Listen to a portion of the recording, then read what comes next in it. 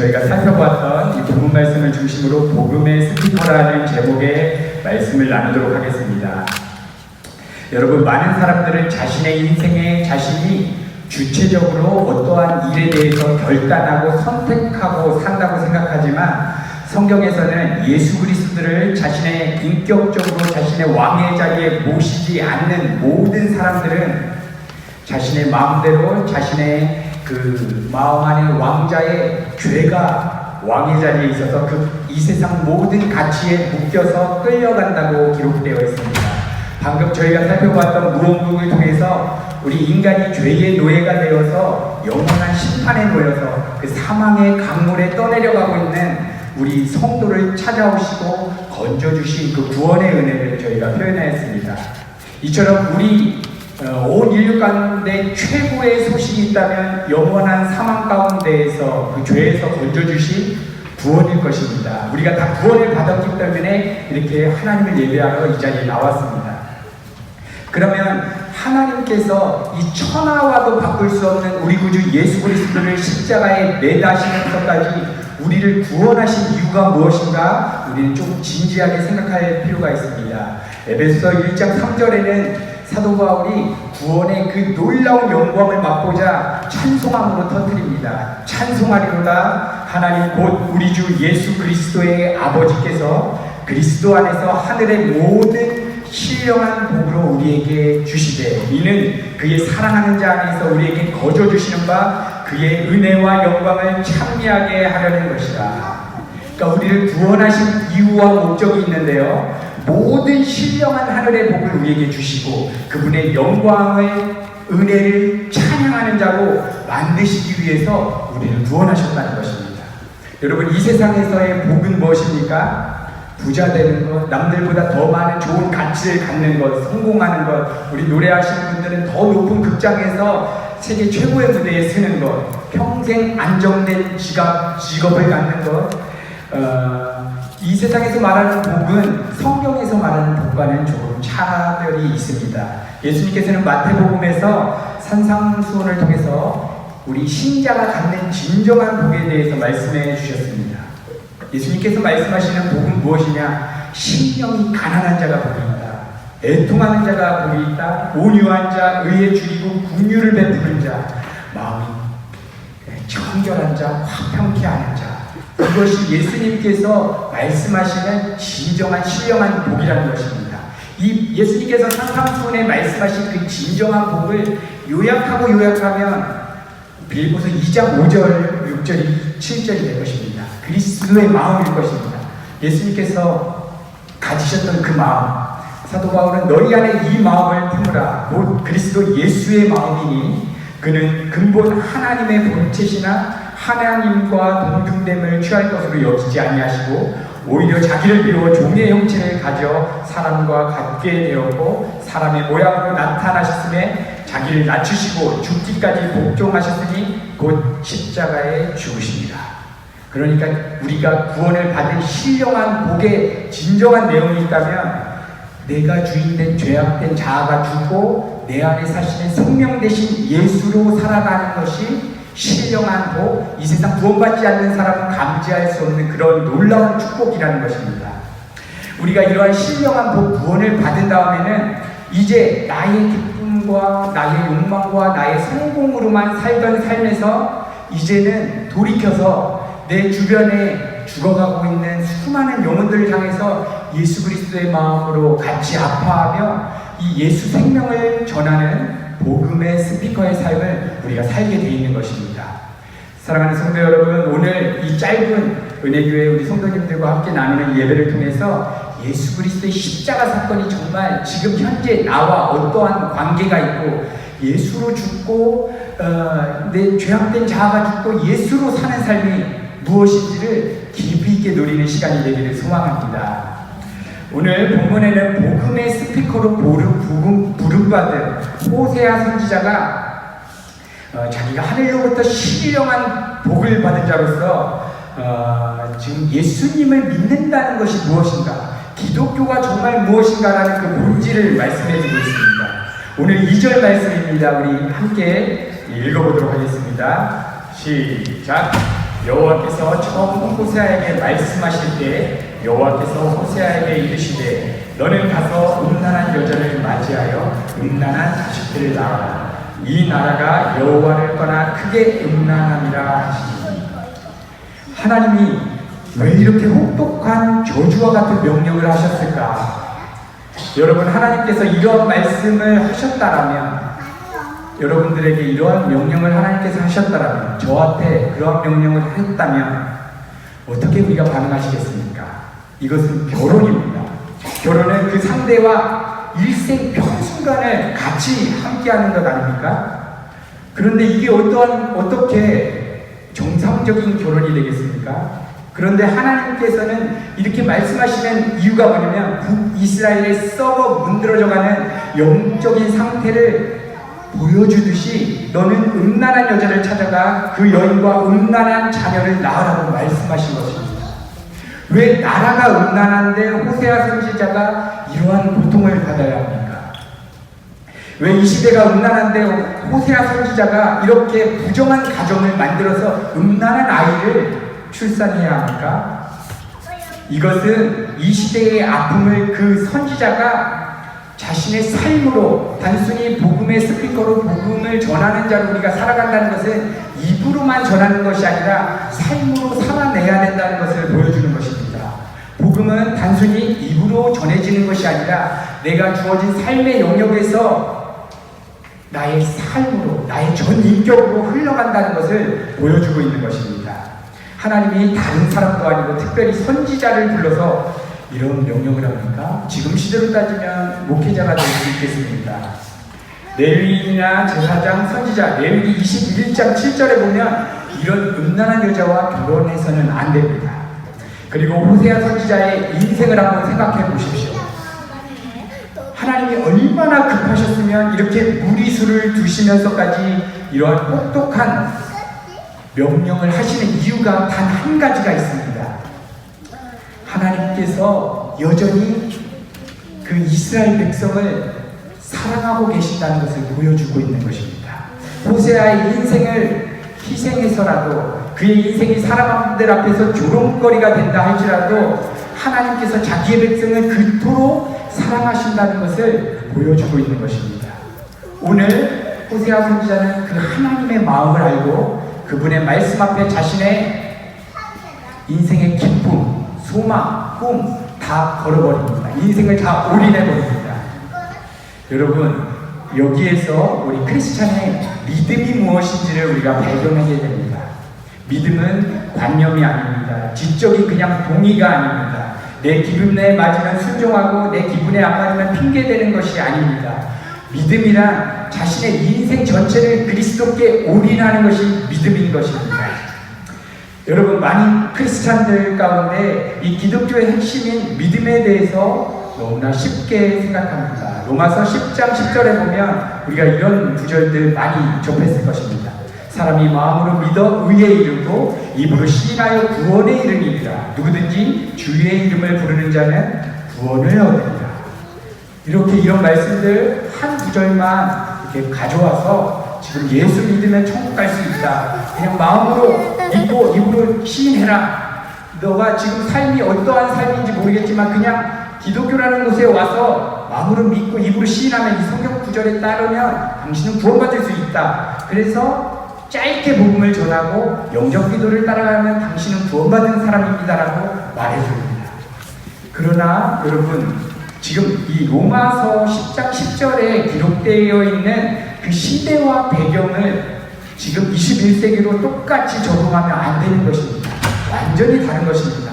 지금 로마서에서 사도 바울이 이렇게 선포한 마음으로 믿어 의에 이르고 입으로 신하여 구원에 이른다는 메시지는 지금 로마 황제에 의해서 예수를 믿게 되면 잡혀가고 수많은 박해와 핍박이 있는 그런 상황에 그 당시 로마 사람들에게는 공개적으로 예수가 나의 인생의 왕입니다. 그분이 내 주인입니다라고 고백하면 목숨을 내거는 것입니다. 그때는 실제로 그래서 그 죽음 앞에서 너 예수 믿을 거야 라고 하는 그 강력한 위협 앞에서 그래도 예수가 나의 왕입니다. 그분만이 나의 주인입니다. 그분을 나의 인생의 최고의 그분은 나의 왕이십니다라고 고백한다면 목숨을 내거는 그러한 시대적 배경이 있습니다.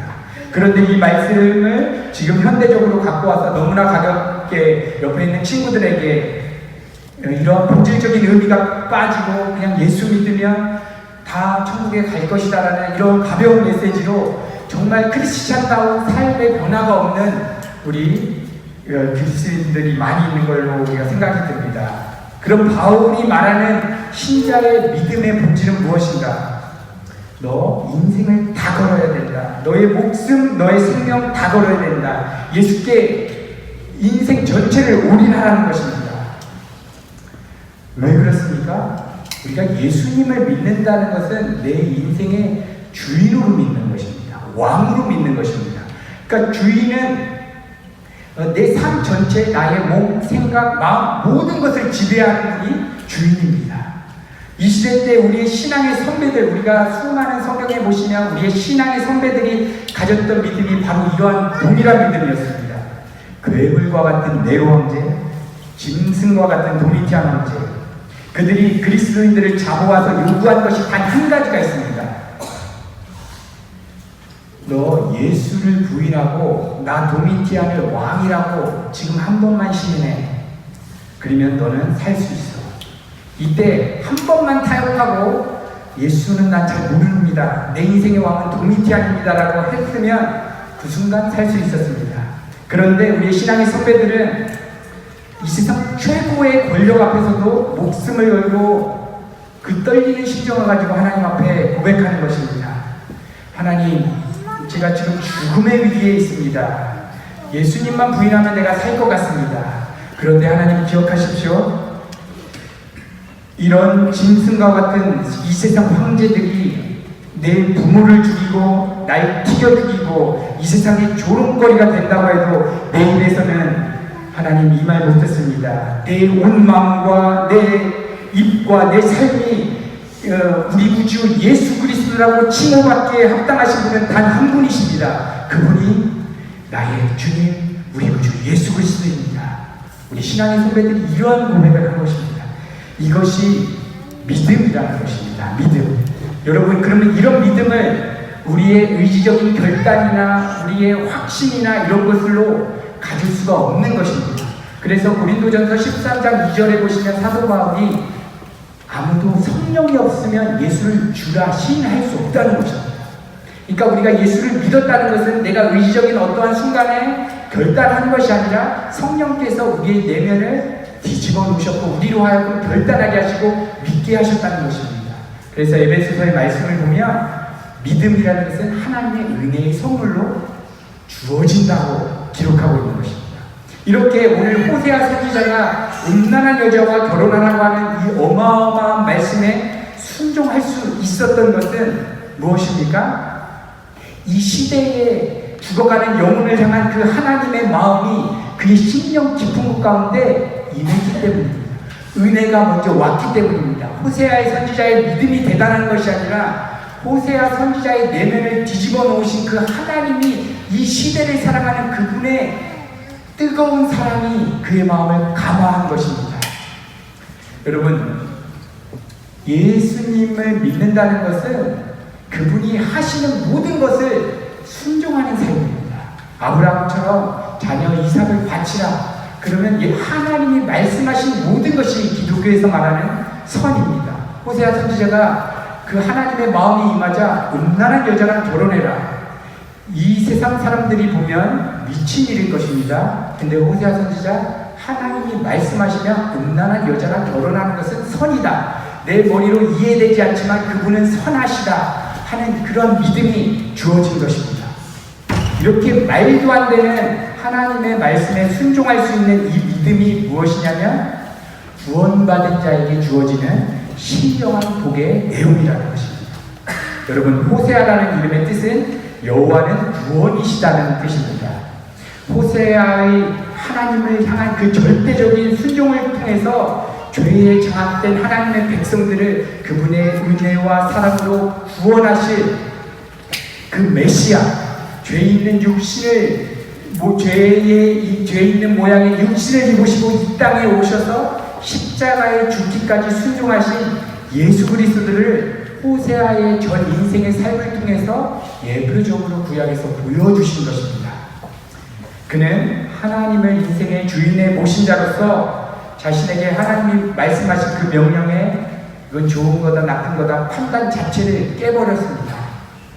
그래서 그의 꿈은 이 세상에서 행복하고 정말 잘 나가는 자매를 만나서 결혼해서 부유하게 사는 것이 아니었습니다. 남들보다 더 부자 되는 것도 아니었습니다. 더 많은 풍성한 이 세상 가치를 누리는 것도 아니었습니다. 그가 인생을 사는 목적은 내가 이 세상 모든 가치 없어도 나에게 그 유일한 생명 대신 예수가 있기 때문에 그 예수를 드러내는 삶, 그게 호세아 선지자의 유일한 꿈이었던 것입니다. 이처럼 저와 우리 성도들도 예수를 믿지 않는 수많은 사람들보다 하나님께서 우리에게 복음을 듣게 하셨고 이 자리 가운데, 이 예배 자리 가운데 하나님께서 우리를 불러주셨습니다. 왜 그렇습니까? 이 신령한 축복을 받은 자로서 우리의 앞으로의 삶이 나의 유익과 나의 가치와 나의 자랑을 삼는 삶이 아니라 죽어가는 영혼에게 나에게 주신 모든 것으로 하나님을 전하는 그러한 삶으로 하나님께서 부르셨기 때문에 우리를 이 자리에 먼저 부르신 것입니다. 여러분, 하나님께서 호세아에게 음란한 여자인 고멜과 결혼시키면서까지 부패한 그 죄악의 핵심 내용이 무엇입니까? 음란함이라고 합니다. 음란함. 2절에 보면 음란함이라는 말이 3번이나 반복이 됩니다. 여호와를 떠난 북이스라엘의 음란한 영적 상태를 그 얼마나 썩어 문드러졌으면 그 상태를 상징적으로 보여주기 위해서 호세아 선지자에게 이러한 엄청난 결혼을 명령하십니다. 여호와를 떠나 음란함을 가진 그 북이스라엘 사람들의 그 추악한 그 내면을 끄집어내시기 위해서 하나님께서 이러한 명령을 하신 것입니다. 여러분, 죄라는 것을 우리가 아는 것이 너무나 중요합니다. 음란함의 본질은 죄인데, 죄는 하마르티아라는 뜻으로 관역을 벗어난다는 뜻입니다. 그러니까 우리 인간은, 피조물은 창조주만 사랑하도록 하나님께서 그렇게 창조하셨고 디자인하셨습니다. 그래서 우리에게 주어진 그러한 삶이 무엇입니까? 남자는 남자를 사랑하면 안 되는 것입니다. 음란하다는 것입니다. 여자는 여자를 사랑하면 음란하다는 것입니다. 남자는 여자를 사랑해야 됩니다. 이것처럼 피조물을 사랑하면 음란함이 발생하게 됩니다. 피조물은 하나님만 사랑하도록 창조되었습니다. 마음과 뜻과 힘을 다해서 사랑해야 되는 그 피조물은 우리 인간들이 하나님 말고 이 세상 가치들, 성공, 무기, 영화 이런 것들을 사랑하고 내 마음에 채우려고 할 때 마음 안에 관역이 빗나가서 더러움이 발생해서 음란함이 발생합니다. 그래서 이 음란함, 하나님 말고 내 마음이 기뻐하고 싶은 것, 하나님 말고 내 마음이 안정감을 누리고 싶은 것, 내가 이것만 있으면 내가 정말 살 것 같은 그 뿌리, 이것이 음란함의 실체라는 것입니다. 하나님과 상관없는 상태에서 아침부터 주어진 우리의 일생 가운데 하나님과 교제도 없이 그분과의 동행함 없이 돈을 많이 벌어서 기쁘다, 음란하다는 것입니다. 자녀가 좋은 대학 가서 기쁘다, 음란하다는 것입니다. 내가 승진해서 기쁘다, 음란하다는 것입니다. 내가 건강하기 때문에 기쁘다, 음란하다는 것입니다. 노래를 잘해서 그걸로 내 가치를 증명하고 그것 때문에 기쁘다, 음란하다는 것입니다. 이러한 음란함의 그 뿌리 실체를 하나님이 드러내서 이 죄에 대해서 우리로 하여금 회심시켜서 하나님을 우리의 마음의 왕자에 놓게 하려고 하나님께서 호세아 선지자를 불러서 그의 인생 전체를 망가뜨리면서까지 하나님께서 이러한 메시지를 선포하는 것입니다. 여러분, 지금 호세아 선지자가 활동하게 된 시대적 배경은 여로보암 2세 때입니다. 여로보암 2세는 대략 41년을 통치하게 됩니다. 그런데 여로보암 2세 때 북왕국 이스라엘이 어떠한 상태냐면 발전의 가장 정점에 있습니다. 부흥이 완전히 터지는 그 끝 지점, 번영의 정점에 있습니다. 지중해 연합 중에 실세로 떠오르게 되고, 영토 자체도 열왕기하 14장에 보면 이스라엘 사람들이 늘 이상적으로 꿈꾸던 그 영토의 한계선이 있는데 그 한계선까지 다 이루어내고 맙니다. 영토도 다윗 시대만큼 확장이 되었고, 경제적으로 큰 번영을 이루고, 정치적으로 국제적인 외교의 실세로 떠오르는 그야말로 축복의 축복, 이 세상에서 좋다는 가치를 완전히 차고 넘치는 가장 그 시점입니다. 이렇게 외교적인 상태에서 누가 봐도 이거는 정말 복받은 나라라는 그렇게 보이는 그러한 상태인데, 음란함이 가장 극에 달했다는 것을 호세아 말씀을 통해서 보여주는 것입니다. 여러분, 이 시대를 한번 보십시오. 수많은 나라들이 부유하게 되었습니다. 잘 먹고 잘 살게 되었습니다. 우리가 먹고 버리는 패스트푸드를 다 모으면 이 세상 지금 못 먹어서 죽어가는 수많은 영혼들이 풍성하게 먹고도 남는다고 합니다. 우리 기독교가 부유해졌습니다. 크리스찬들의 신앙이 어떻게 되었습니까? 우리 할머니 세대 때, 더 위에 세대 때 목숨 걸고 신앙을 지켰던 그 신앙, 새벽기도 목숨 걸고 가서 기도했던 그 신앙, 우리의 삶의 안정감이 오고 하나님 없어도 잘 살 수 있기 때문에 하나님을 찾지 않습니다. 여러분, 제가 밀라노에서 이렇게 사역을 하는 가운데 영국에서 탈북민 대표였던 김주일 대표님께서 밀라노에 오셔서 탈북민들의 크리스찬의 실태에 대해서 강연을 하시고 함께 나누는 시간을 갖고 저와 함께 많은 시간들을 좀 보내면서 시간을 보냈습니다. 그분께서 저에게 말씀하셨습니다. 탈북한 그 탈북민들, 지하교회에서 목숨 걸고 예배드리고 그 말씀 한 구절 누구한테 걸치면 가족들이 다 총살당해서 죽기 때문에 갖고 온 그 메시지 하나 읽고 마음에 새기고 씹어 먹는다고 합니다. 그러고 나서 하나님의 은혜로 탈북을 했다고 합니다. 탈북해서 이제 정착하고 이제 양복도 입게 되었고 이제 스테이크도 쓰게 되었고 와인도 한 잔씩 하게 되었습니다. 그분들의 신앙이 저에게 말하는 것입니다. 어떻게 되었는지 아십니까? 80% 이상이 불신자로 돌아갔다고 얘기합니다. 그때 목숨 걸고 찾았던 사람이 이 경제가 부유해지고 이 세상 하나님 없어도 잘 살 수 있는 것들이 풍성하게 부어지자 하나님을 버리게 되었다는 것입니다. 오늘 이 여로보암 2세 때 경제적인 부강함, 정치적 군사적인 강함, 영토의 확장, 무엇의 결과였냐면 바로 바알 숭배, 금송아지로 숭배되었던 우상 숭배의 결과였습니다. 여러분, 우리는 우상 숭배를 생각하면 단순히 어떤 조각상을 만들어 놓고 불상에게 이렇게 절을 하거나 기도하는 것을 우상 숭배라고 하지만 성경에서 말하는 우상 숭배는 아주 깊은 곳에 있습니다. 사도 바울은 우상 숭배를 탐심이라고 정의합니다. 탐심이 무엇입니까? 하나님 아닌 이 세상에서 좋다고 정해놓은 그 가치들에 내 마음이 사로잡히고 그것에 끌려가는 상태, 이것이 탐심입니다. 이것대로 행동하는 것이 우상을 숭배하는 삶이라는 것입니다. 하나님 이외에 내가 기쁜 것, 나를 안정감을 주고 나를 만족시키는 그것에 내 마음이 사로잡히고 그것에 따라 끌려가서 그것들로 나라는 존재가 이러한 사람이라고 증명해서 나를 자랑 삼고 싶은 것, 그 마음에 있는 심중이 탐심이고 우상숭배고, 그것이 우리가 진짜 믿는 신입니다. 이것이 내가 인생의 주인된 상태입니다. 고린도전서 12장 2절에 보면 사도 바울이 이럽니다. 예수 그리스도를 주인으로 완전히 모셔드리기 전에 온 인류가 무엇이냐?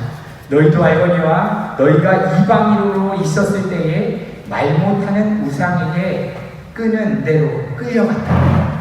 그러니까 실체가 없는 어떠한 우상이라는 존재가 나를 끌고 갔다. 2절 말씀을 헬라어로 다시 번역하면 이방인으로 있었을 때, 너희가 십자가에 달린 예수 그리스도의 믿음이 없이 살았을 때, 그냥 우리 마음에 끌리는 대로 그냥 살아가면 우상 숭배의 삶을 살게 된다는 것입니다.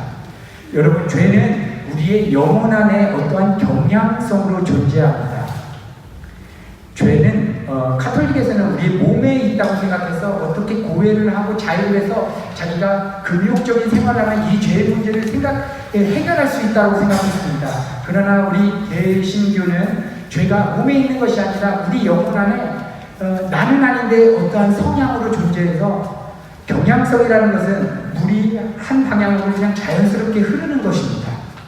그러니까 우리가 예수 그리스도에 대한 십자가에 대한 감격 없이 그냥 가만히 우리의 삶을 내두면 우리의 마음은 그냥 끌려간다는 것입니다.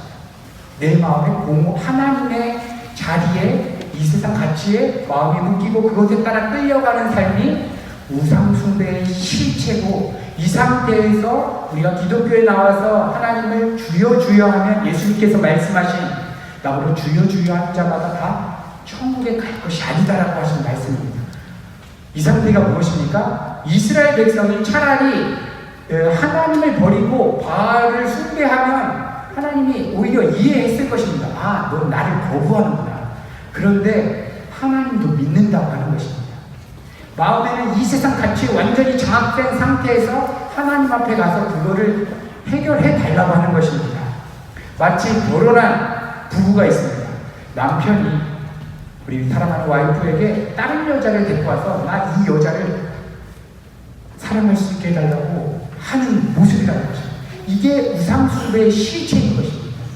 그래서 하나님께서 북이스라엘을 향하여서 정말 지금 이 썩어 문드러진 이 죄의 실체를 드러내시기 위해서 호세아 선지자를 부르셔서 그 인생을 음란한 여자와 결혼을 시킴으로 말미암아 지금 하나님의 백성들의 실체를 드러내고 있는 것입니다. 여러분, 우리도 우리의 내면을 한번 살펴볼 필요가 있습니다. 이 말씀이 살아있는 지금도 우리의 삶에 동일하게 적용될 것입니다.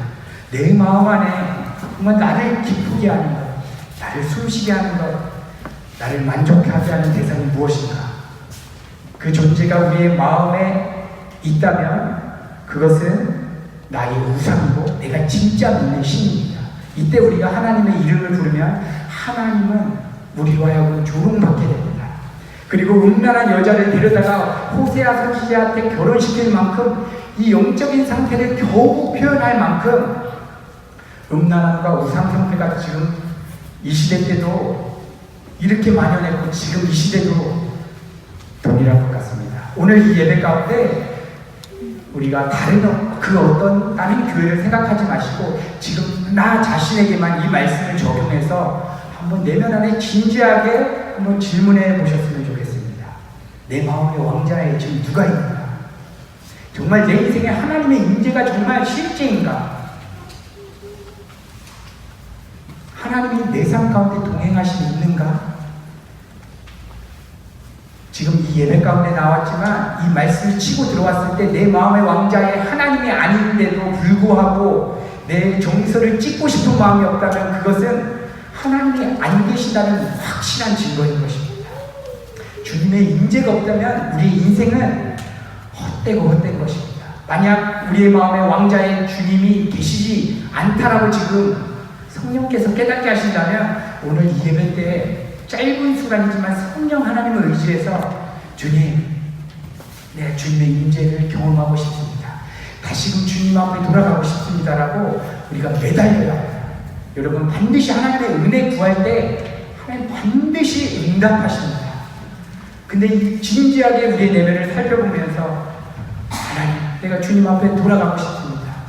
여러분, 그런데 하나님의 임재에 사로잡혀서 그러한 복음의 스피커로서 내 삶을 이제 들여서 죽어가는 영혼을 살리기 위해서 우리가 해야 되는 한 가지 작업이 있습니다. 예레미야 4장 1절에 이렇게 기록합니다.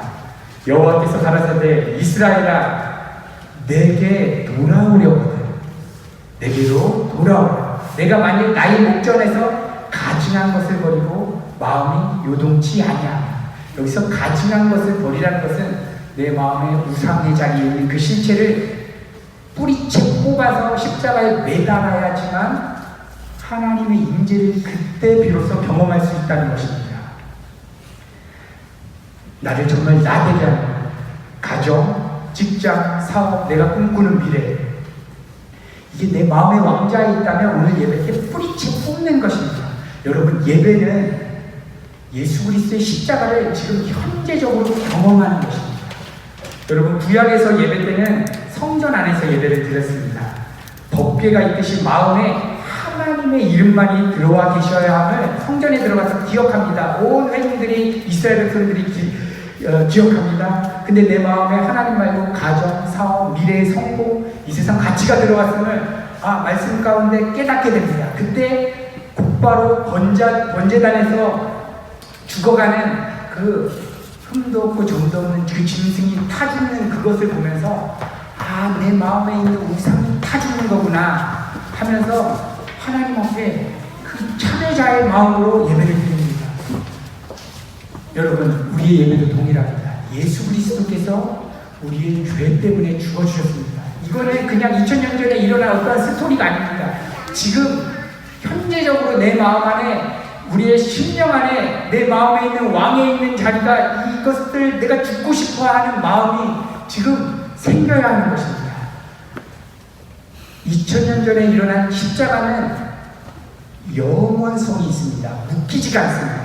그래서 지금도 우리가 십자가를 바라보며 주님, 내 마음 안에 우상 실체 뽑아서 주님과 함께 내가 죽기를 원합니다라고 고백할 때 성령께서 2000년 전에 일어난 그 십자가를 지금 나의 사건으로 바꿔주십니다. 지금 실제로 경험하게 됩니다. 그래서 내 마음 안에 하나님의 임재하심이 부어지는 것을 경험하게 되는 것입니다. 오늘 누가 주님의 십자가를 의지하여 이 세상 썩어질 것에 내가 마음이 묶이고 주님 아닌 것으로 나의 존재를 채워가며 살아갔던 나의 인생에 대해서 내가 주님의 십자가에 내가 죽기를 원한다고 누가 오늘 진심 어리게 고백하시겠습니까? 그리고 그 주님을 내 마음의 왕자로 모시겠습니까? 그리고 그 주님 앞에 누가 이렇게 고백하시겠습니까? 주님, 내가 망하는 인생의 자리에 있어도, 내가 원하는 대로 삶이 펼쳐지지 않아도 주님, 내 입에서는 그 말 못 듣습니다. 내 인생에, 내 입술과 내 심령 깊은 곳에서 내 삶의 주인은 우리 구주 예수 그리스도입니다라고 누가 오늘 고백하시겠습니까? 그렇게 우리가 믿음으로 고백하실 때 하나님께서 우리의 마음을 감화하시고 우리의 마음을 녹여주셔서 정말 우리로 하여금 예수로만, 나는 죽고 예수로 사는 삶을 펼쳐가게 하실 것입니다. 그래서 하나님 여기서 결단하시는 한 분 한 분을 통해서 이 스웨덴 땅에, 죽어가는 유럽 땅에 생명을 흘러보내고 이 전 유럽 땅이 정말 하나님을 향한 예배제가 세워지는 그러한 놀라운 축복을 하나님께서 허락하시기를 소망하는 것입니다. 이 시간 우리가 같이 한번 찬양을 드리고 기도를 짧게 하셨으면 좋겠습니다. 이 시간 우리가 찬양할 때 이렇게 고백합니다. 하나님, 이 시간만큼은 내가 다른 어떤 은혜 구하지 아니하고 주님만을 구합니다. 이 시간 하나님, 나한테 필요한 것은 재정이 아니고 사업의 성공이 아닙니다. 주님 자신입니다. 내가 주님을 원합니다. 우리가 이 찬양 드리시면서 그 어떤 것과도 타협하지 아니하고 주님의 얼굴 구하겠다고 이 시간 결단하시면서 이 찬양으로 주님을 예배하셨으면 좋겠습니다.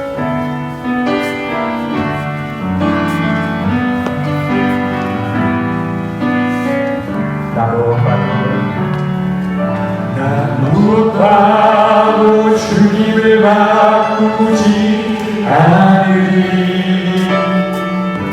다른 어떤 은혜 구하지 않으리. 주님만이 내 삶의 도움이 주의 은혜입니다. 주의 은총이 원하. 우리 다시 한 번만 더 간절하게 주님 앞에 무엇과도 주님을 바꾸지 다른 어떤 은혜 구하지 않겠습니다.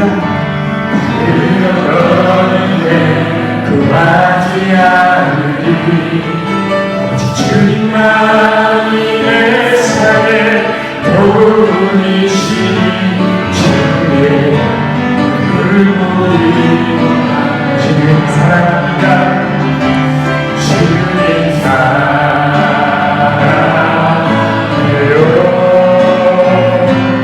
온 마음과 전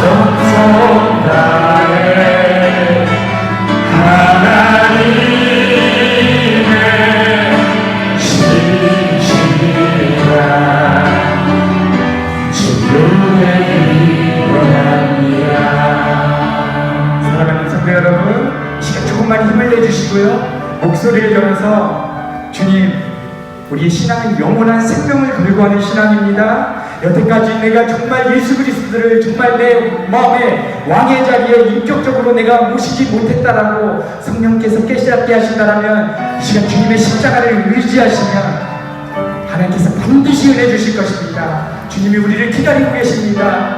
하나님, 이 시간 우리의 마음의 왕자에 우리 구주 예수 그리스도를 나의 인생의 주인의 자리로 이 시간 모셔드립니다. 내 마음의 음란함의 실체, 그 우상 숭배의 실체, 이 시간 뿌리째 뽑아서 내가 죽을 수 없었기 때문에 예수 그리스도께서 2000년 전에 죽으신 그 십자가에 이 시간 나의 전 인격을 나도 못 받고 내가 주님과 함께 죽었습니다. 이 시간 내가 주님과 함께 나의 우상됨이 죽게 해달라고 이 시간 짧게라도 우리가 힘을 내고 주님 앞에 기도하기 시작할 때 성령께서 반드시 우리의 마음을 녹여주실 것입니다. 이 시간 같이 한번 주님 앞에 기도하겠습니다. 하나님 아버지, 이 시간 사랑하는 그리스도를 우리 교회 우리 성도님들과 하나님 메시지를 나누게 되었습니다. 하나님 아버지, 이 시간 우리가 소망하는 것이 있다면 우리의 마음의 왕자에 예수 그리스도를 모셔드립니다. 하나님 아버지, 우리 삶에 주님의 자리에 무엇이 어떤 것이 모여 있었습니까? 내 삶에 정말 그 우상의 실체가 무엇이었습니까? 하나님, 이 시간 그 주님과 함께 우리가 십자가에 같이 죽기를 원합니다.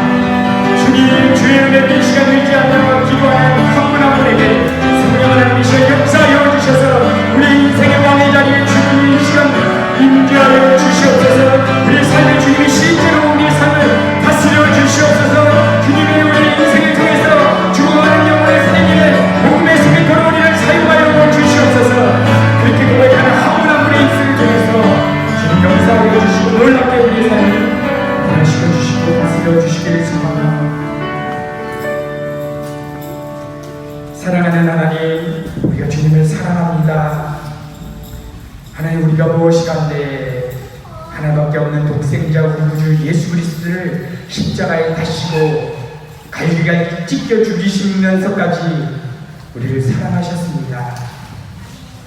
그 놀라운 구원의 영광을 우리에게 부어주셨습니다.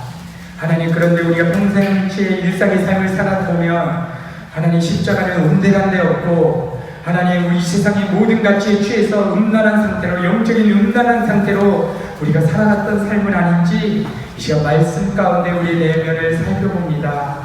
하나님, 이 시대가 음란합니다. 하나님, 커피숍보다 교회가 많습니다. 그런데 정말 예수 그리스도를 왕으로 고백하는 교회가, 정말 예수 아니면 안 된다고 고백하는 교회가, 하나님을 예배하기 위해서 목숨 걸고 자기 심령을 찢으면서 드리는 예배가 없기 때문에 하나님, 이 자리에 우리를 불러주셨고 예배자로 세워주셨습니다.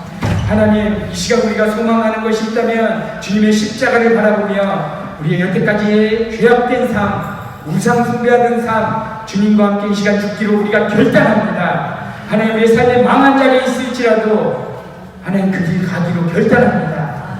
하나님, 이 시간 그렇게 진심으로 결단하는 한 분 한 분에게 성령 하나님 우리의 정서를 감화하여 주셔서 정말 우리에게 실제되게 하여 주시고 우리 삶의 변화가 있도록 주님 인도하여 주시기를 소망합니다. 하나님, 이 시간 우리의 입술 가운데, 우리의 심령 가운데 고백드리는 것은 주님이 우리의 인생의 왕이십니다. 주님이 주님이십니다. 우리는 주님 없으면 단 한순간도 살 수 없습니다. 하나님, 오늘 이 예배 가운데 성령 하나님 우리 가운데 충만하게 임재하여 주셔서 정말 놀랍게 우리를 통해서 하나님의 홀로 영광받는 놀라운 예배로 축복하여 주시옵소서. 오늘 말씀 예수님의 이름으로 기도드렸습니다. 아멘.